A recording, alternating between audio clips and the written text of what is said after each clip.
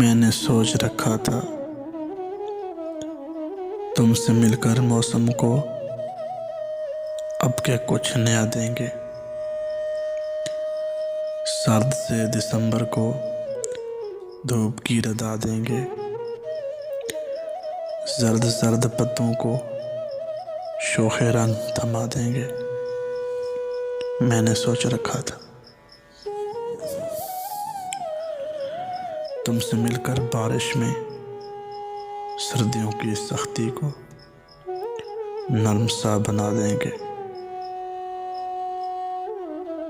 खिड़कियों के शीशों पर बारिशों के बूंदों का अंगलियों के पोरों से अपने इस तालों का नक्शा सा बना देंगे।